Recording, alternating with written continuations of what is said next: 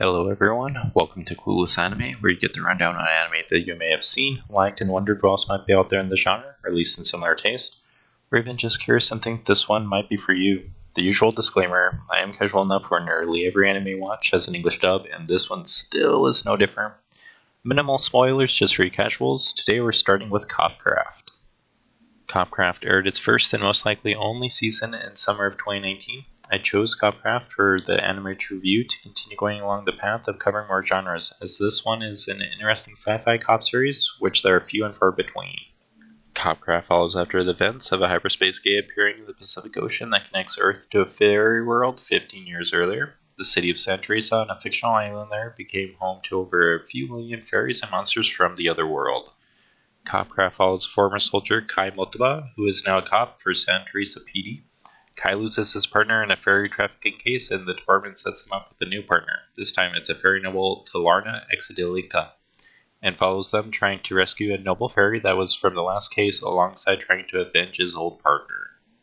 Copcraft does a few interesting things that may be overlooked when going through the initial watching, as the series is currently sitting at a 6.72 on my anime list, which is an initial indicator that those watching it didn't quite feel the same way as my 8.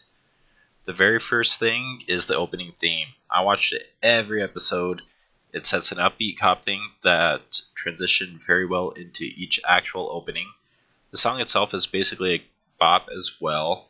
Then the action scenes. They played out very much like a cop show would, with typical shootouts and flashing the detective badge and roughing up some delinquent around.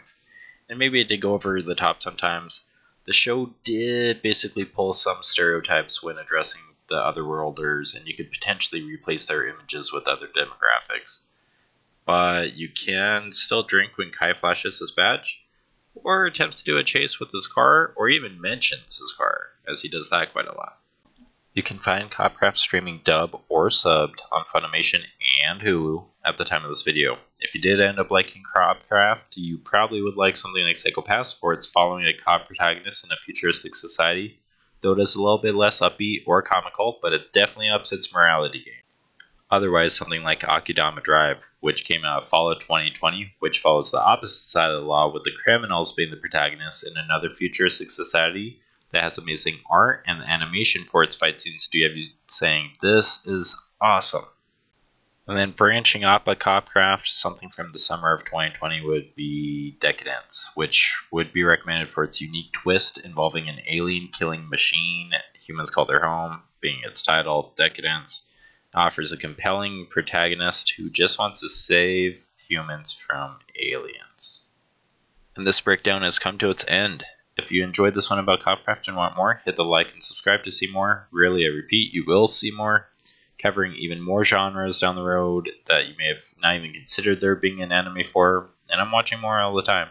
I post updates on what I'm starting and finishing on Twitter. You can follow me at Clueless_anime. As always, take it easy.